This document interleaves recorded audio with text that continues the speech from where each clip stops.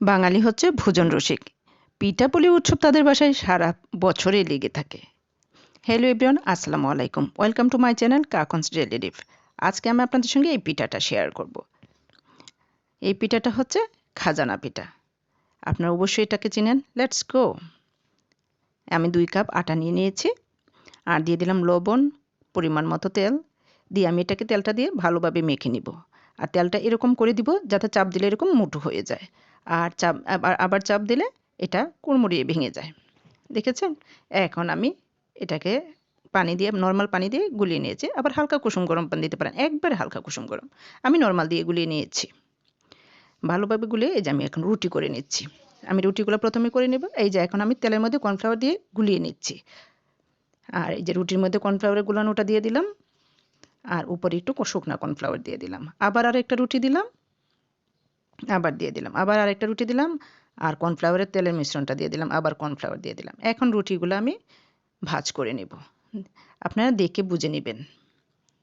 আমি এখন একটু পানি দিয়ে দিলাম যাতে এটা খুলে না যায়, না হয় খুলে যাবে। এখন আমি একটু প্রেস করে নিলাম, একটু লম্বা করে নিলাম। এখন আপনার পছন্দ মতো সাইজ মতো এটা কেটে নিতে পারেন। আমি একটা একটা করে কেটে নিলাম। এই যে দেখেন লেয়ারগুলো কত সুন্দর এসেছে। এখন আমি এটাকে একটু প্রেস করে আমি এই যে রুটি করে নেব। এই যে দেখেন আমি কিন্তু এই যে ভাঁজের মধ্যে দিয়ে দিয়েছি, সাইড দিয়ে না। আপনারা ঠিক এভাবে করে নেবেন।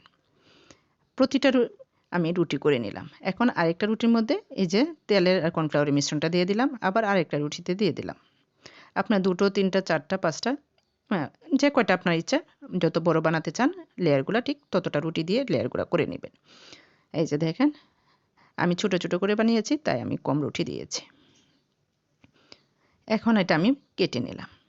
এই যে দেখেন আঙ্গুল দিয়ে প্রেস করে এটা হচ্ছে আরেকটা ডিজাইন। আপনারা আপনার পছন্দ মতো ডিজাইন করে নিতে পারেন।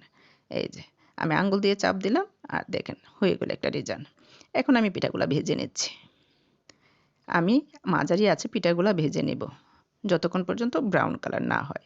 আপনি আপনার পছন্দ মতো কালার করে নামিয়ে নেবেন। উল্টিয়ে পাল্টিয়ে দিবেন যাতে পুড়ে না যায়।